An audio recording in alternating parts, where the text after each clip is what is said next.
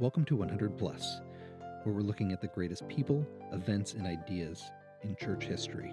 This week, Mike Woodruff will focus on the fall of Rome and also provide a brief overview of the development of Western civilization.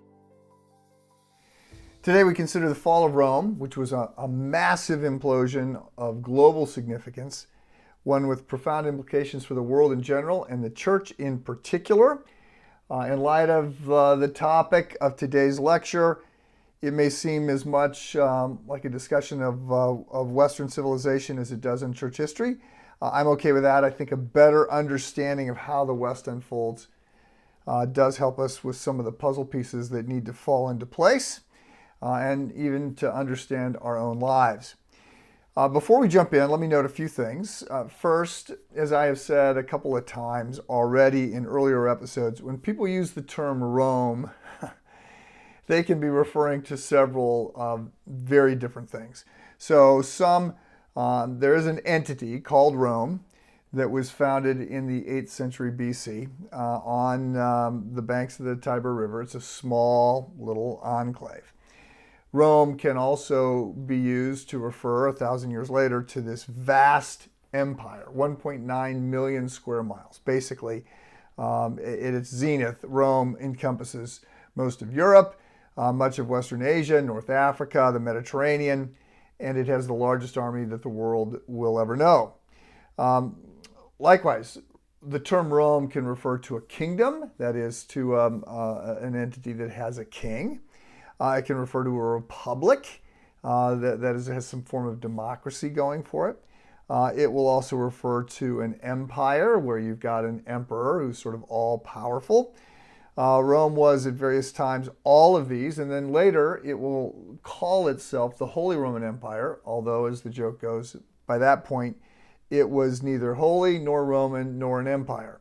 So the term Rome refers to a variety of different things, and you have to keep that in mind. Secondly, you should understand that one of the reasons many people are interested in the study of Rome is because it helps launch what we call the West, or Western culture. This is another term that is not particularly well understood. It gets used in different ways by different people.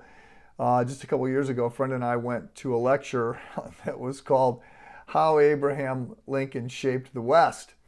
And we were both excited because we thought he was going to talk about Western culture. He was just actually talking about the Western United States. So there's a variety of different ways that the term gets used. Most of the time when people talk about the West, they're making a distinction between the U.S. and Western Europe as opposed to Eastern Europe, right? Stuff associated with the former Soviet bloc countries, Russia, China, those kinds of things. The term East and West actually goes all the way back to the 5th century. And it is helpful to us to think, when we think of Western civilization, to think about this marriage of the Hebrew prophets, of the Greek philosophers, the Roman conquerors, and how that is sort of the genesis for what is going to develop through the Roman Empire, through the Middle Ages, into Europe, into the United States and beyond. A third reason why people sort of clue in and perk up when we talk about Rome and why its fall is so important is because it's this massive empire that dominated the world. There's nothing quite like it, but also because it allowed for all kinds of advances that continue to be important, advances that influence government and architecture, art, sanitation, trade, travel. I have a picture in my office. I put it in the email that I painted of the remains of a Roman aqueduct that is in Greece. And it's just so impressive to see. This is supposedly was built several hundred years before Christ. And some of these aqueducts are just, they're engineering marvels. I mean, they go for 60 miles where the drop can only be an inch or so in order to move water that far. And so when this stopped, when Rome fell and Europe is plunged into the Dark Ages, no one could maintain these aqueducts. And both because there was no organized government, no one paying to keep the aqueduct workers employed, but also because no one knew how. And so if you study ancient Rome, you find that they came up with all these advances in construction that allowed them to build things like the Colosseum and millions of square miles, 50,000 miles of Roman roads, some of which are still used today. And so it's fascinating because there's sort of nothing like it. And then the fourth and final reason I'll mention that a lot of people think about Rome today is because they view the United States as being an empire like the Roman Empire. And so you can find lots of books that will sort of borrow this term, barbarians at the gate, which is sort of the beginning of the end for Rome. And they'll use that to describe the United States. And so you study what happens to Rome if you want to try and project what's going to happen to the United States.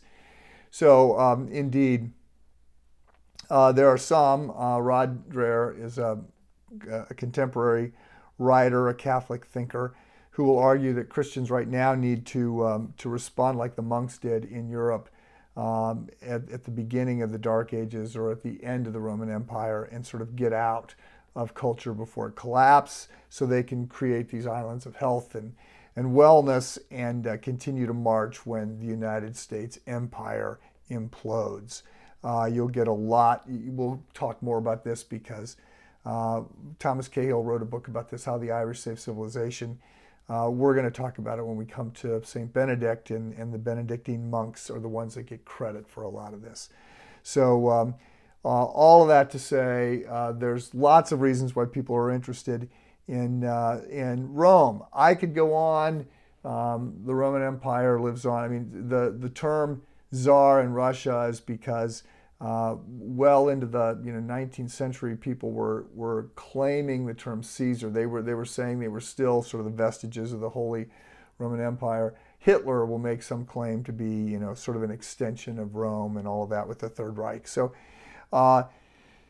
look, today our focus is sort of specifically on the fall of Rome in the 4th century. And what I want to do is back up and give you a flyover of the 1200 years leading up to that, and then look a little bit ahead from there up until the present moment to help you understand a little bit about some of the ways Western civilization has been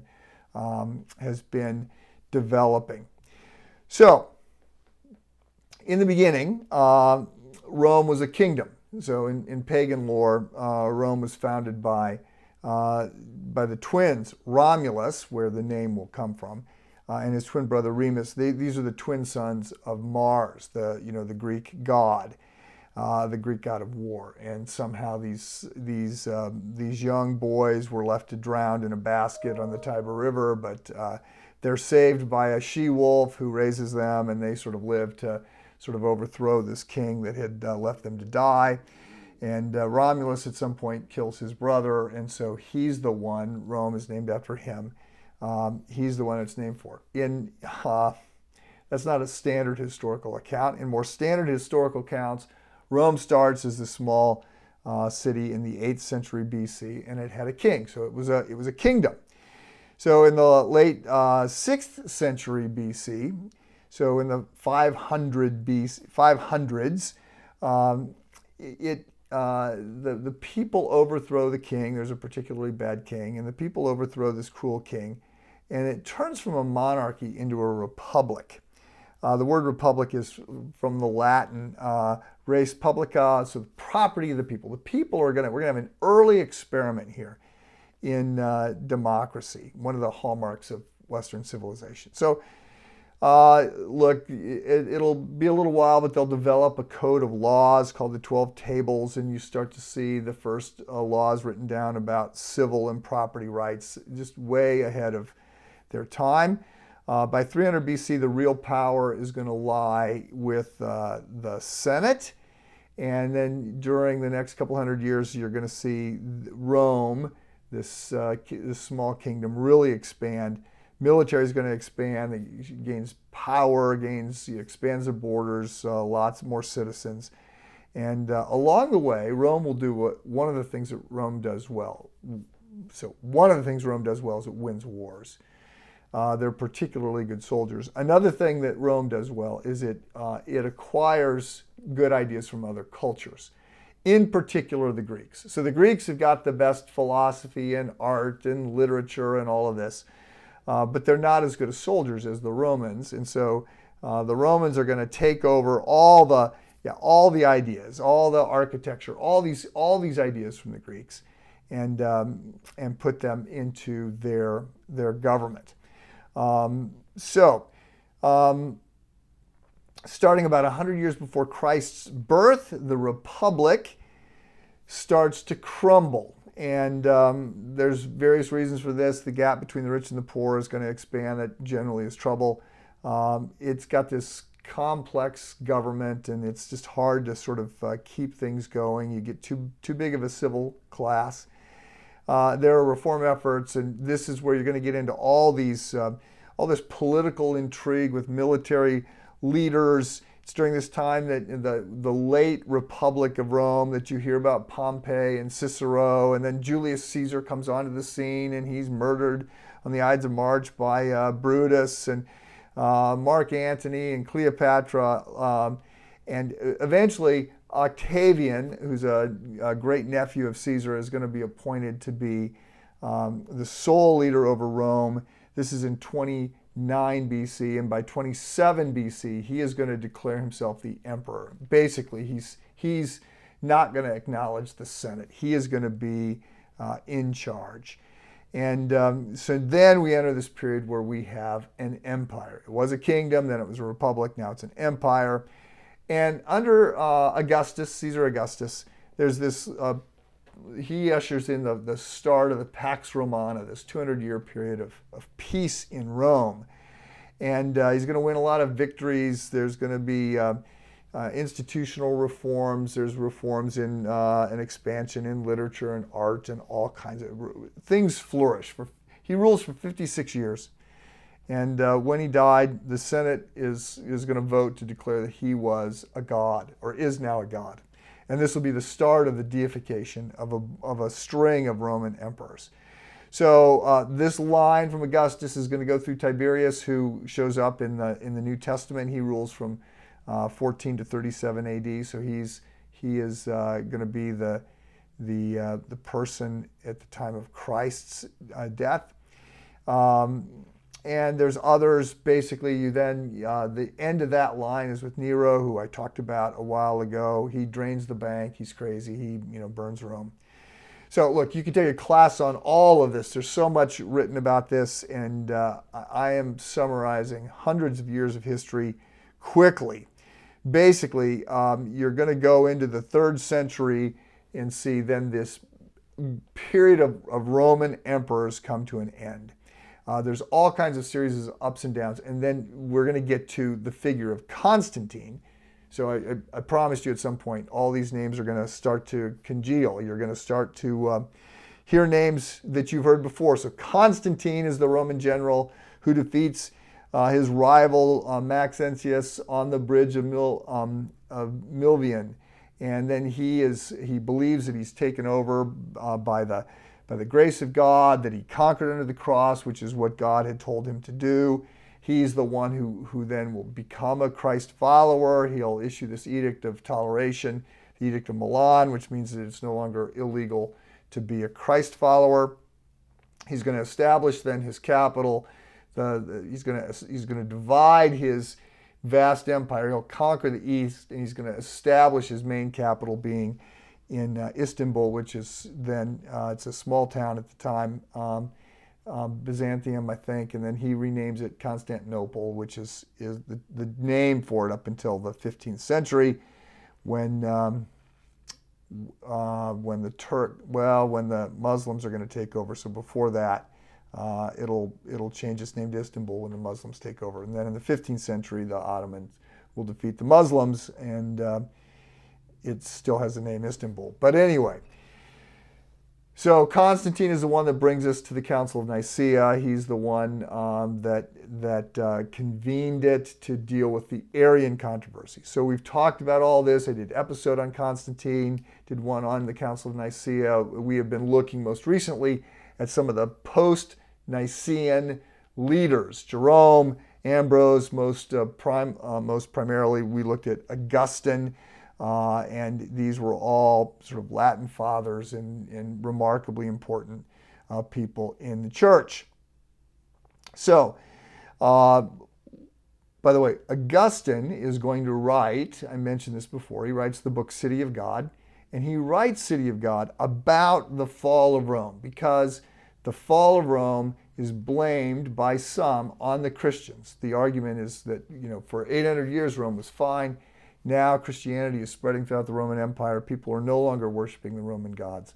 And for that reason, and for the fact that Christians are not good citizens, all of these things are going to contribute to people saying that Christianity is the reason Rome fell. And Augustine will write an apologetic explaining what Christianity is and saying that's not true. So at this point, I hope you feel a little bit caught up. So let me say a little bit about the actual fall and then go beyond that. So you could spend easily 100 hours and read Edward Gibbon's book, The History of the Decline and Fall of the Roman Empire, or you can get my quick 5-minute summary. Several somewhat unsurprising and predictable things happen. Rome begins to fade. Some would say it starts earlier than I'm going to list it. They'll back up to Diocletian when he sort of divides the empire into two pieces and really, again, focuses on the east as Constantine had done, and therefore the west grows weak. Look, at the end of the day, you've got this big, huge, bloated empire, and you can't, there's not instant communication, and so you're trying to run a war in Syria, and you're trying to do it out of Italy, and you got horseback riders carrying messages. You just get this. It's just almost an impossible task to rule this vast of an empire. The government gets bloated, and it's expensive. Additionally, the people become soft. Over time, the rich don't want to do things like go into the military. They don't want their sons to go into the military. And so they will eventually start to outsource their security, and they will employ these Germanic tribes that were having problems on the eastern part of their empire. The Goths, the Visigoths, Visi means west, so Western Goths, the Goths, Visigoths, Vandals, Huns. These are the groups. You know these names. These are the groups that they begin to employ to be their warriors. And as a rule, they don't treat them well. They make promises to them that they don't keep. And but they bring them in. They get to live within the empire. They don't give them the land they promise.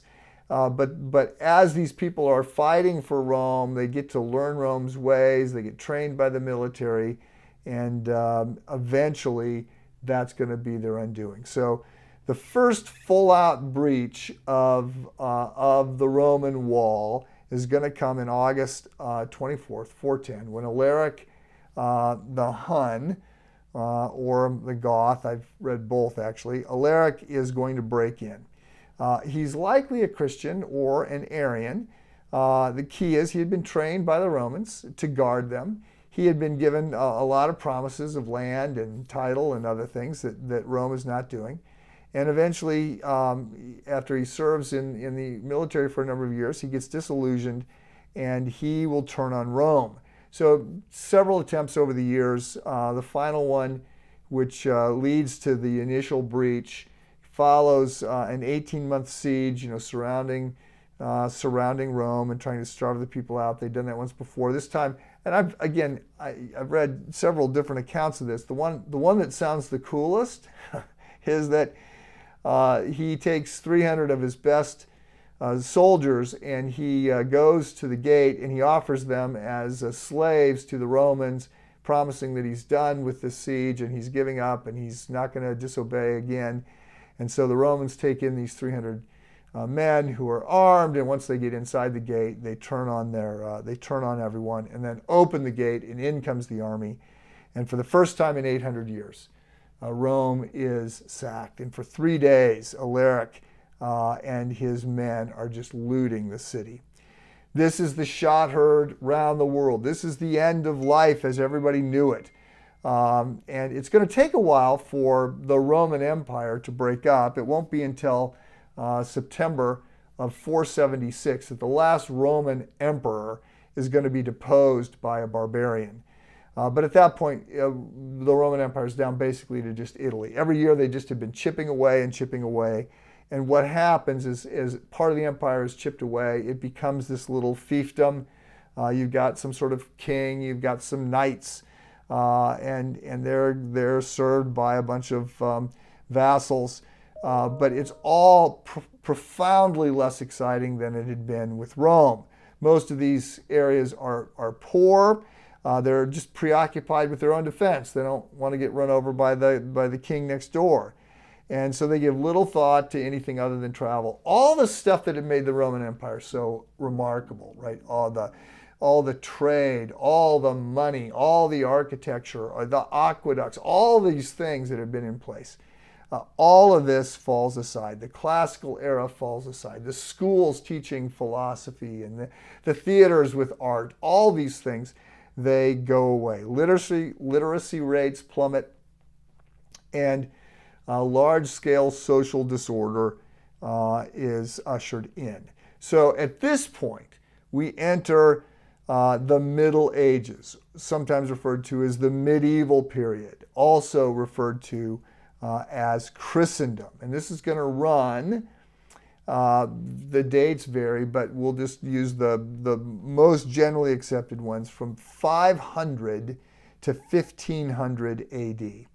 So again, it depends upon who you're reading. And some are going to separate out the Dark Ages. So initially, we used to say that, back when I was a student, we used to say then that after the fall of Rome, Europe enters the Dark Ages. And Dark Ages, the term was used in a couple different ways. One, it's dark in the sense that it's hard and you've lost all the culture, and so the lights sort of go out in that sense.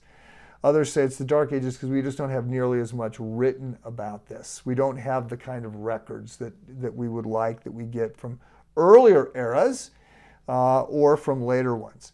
So the term Dark Ages is actually falling out of favor among scholars, and so we talk more now about 500 to 1000 being the early Middle Ages. And this is not, by the way, the Dark Ages are not called dark because it was moral and spiritual decline. There was still spiritual interest. The term dark is a little confusing again. So most people now use the term early Middle Ages. The second period of the Middle Ages is going to run from 1000 to 1300. This is the High Middle Ages, considered by many to be the best time.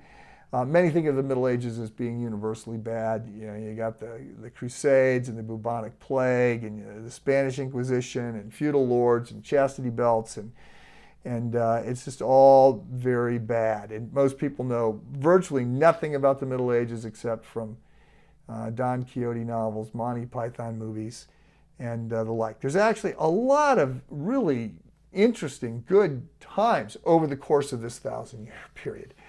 And there's some interesting things happening. There's some good literature, Canterbury Tales, Dante writes his trilogy. There's some great architecture that is developed. I just finished a novel, Ken Follett's novel, Pillars of the Earth, about building a cathedral in the Middle Ages. You've got knights and valor. You've got the development of some interesting music. You've got a number of things that actually are quite good about the Middle Ages. And the High Middle Ages are called sort of the glory years, and then you have the last part of the Middle Ages, or the late Middle Ages, so that's 1300 to 1500. And this is actually the period that's under the most review by scholars, and there's really two different opinions. Some think that this is a time when things are really falling apart, and it's the kind of decay that is going to lead to corruption in the church, a massive corruption in the church that's going to lead to the call for a reformation. Others see it quite differently. They sort of see it as the headwaters of the Reformation, but I should just say we're dividing the Middle Ages into these three periods. Scholars do. These are arbitrary divisions, and also quite Western in their orientation, because in the East, remember, so the eastern part of the Roman Empire, they're not going to fall. It's just the West. It's Rome and the western part of the Roman Empire that fall. The East is going to continue for quite some time, and they will continue to sort of relaunch themselves. There'll be an effort to relaunch the Roman Empire under Charlemagne in 800, and he tries to bring some of this back. But look, let me step back and say a few things that I think are helpful about the Middle Ages. Again, this is a period sometimes referred to as the medieval period or Christendom, because it's a time when the church is going to grow and in many senses rival the state. You don't have nation states, they're developing at this point, but you're going to have a lot of power come to rest with the church, and that tragically the church will eventually prove Lord Acton's dictum right: power corrupts and absolute power corrupts absolutely. So first part of the Middle Ages, which is alternately called the Dark Ages, were in fact pretty bleak. The economy tanks, trade stops, sewer and sanitation systems can't be maintained. Schools shut down. As I said, this is when society collapses. And when a society collapses, it's not that the people die, it's just that life radically simplifies. So I have a book on my shelf. When I was doing Future View, I was looking ahead, and somebody suggested to me that I needed this book, read this book, When Complex Societies Collapse. And it's an academic book. I don't recommend it, but it's also pretty depressing. And it just says, look, everything simplifies. You can imagine, I can't fix much of what I work with. Can't fix my car, let alone a computer, let alone the electric power grid. I mean, there's so much that we just depend upon this complicated society to work. So when the Roman Empire stopped working, everything sort of collapsed. So the Dark Ages lasted a couple hundred years. But I want you to understand, the church begins to pull Europe out of the Dark Ages. And this starts already in the 600s. The church begins to push back the night. And I mentioned this book by Thomas Cahill, How the Irish Saved Civilization. And Cahill writes to talk about the Benedictine monasteries. These are going to be areas where people are going to care for each other, and there's going to be trade, and there's going to be education, and culture is going to be held on to. And over time, you're going to see the barbarians won to faith in Christ. Or what a lot of the barbarians become are Arians, again, which is problematic, but some will become Christians. But they move in this direction of understanding the world from a Judeo-Christian viewpoint. And this is going to change everything. So a Judeo-Christian worldview is going to usher in an understanding that the universe is God's creation, human life is sacred, history is linear and moving towards a final goal, nature is an orderly system, humankind is supposed to be stewards, righteousness is the right way and will ultimately defeat evil, and that our life on earth does not exhaust our existence, but we look ahead to the resurrection of the dead and to a final comprehensive judgment. So all of this is going to begin to change the barbarians, and Europe is going to come out of the Dark Ages and out of the early Middle Ages and move forward. So we're going to be looking at the Middle Ages and events in the Middle Ages, people and events and ideas in the Middle Ages for quite some time. So I just want to give you a flyover so you'll have some categories. So I want you to understand the Middle Ages are not as bad as you might think. Many today mistakenly believe that the Middle Ages were just universally dark and backward. And over the course of 1,000 years, there were famines, there were wars, there was a plague, there was an Inquisition. So there were dark moments, but there were not universally dark moments. And there were advances in a variety of ways. There was life that could be good, rich, family, and early the church. University is going to come into existence during this time. So there's great respect and love for tradition and beauty. There are many things that we can say positive about the Middle Ages. Secondly, the church does grow in power. There's a political vacuum when the Roman government collapses, and the church is going to acquire a lot of civil power. Third, the Middle Ages is when the first big split in the church is going to occur. So the second big split is the Protestant Reformation, which you're probably more familiar with. The first one actually takes place in the 11th century, 1054, the Great Schism. There's a divide between the East and the West, between the West, which will be called the Catholic Church or the Roman Church. So this is confusing because the Roman Catholic Church is different than those two things. As a Protestant, I would certainly say that. Catholic is the term for universal. And the Eastern Church, or the Orthodox Church, capital O Orthodox. So the Greek Orthodox, the Russian Orthodox, Ethiopian Orthodox. And we'll look at this in greater detail. The split is going to come. What they'll say they're splitting over is a fight over icons. What they're really more fighting about is the claim by the Bishop of Rome, the Pope, to have power, final authority over all the church. And the Eastern churches saying, no, we don't buy that. So it's during the Middle Ages that the Crusades happen. This is clearly a black eye. So 1095, Pope Urban decides that he wants to reclaim the Holy Lands. So Israel had been taken over by the Muslims, and it's decided that they need to be retained in order for Christians to be able to make pilgrimages down there. So he preaches a sermon promising some eternal rewards to those who go down to fight to overtake Israel. And over the next 200 years, there will be 8 different crusades.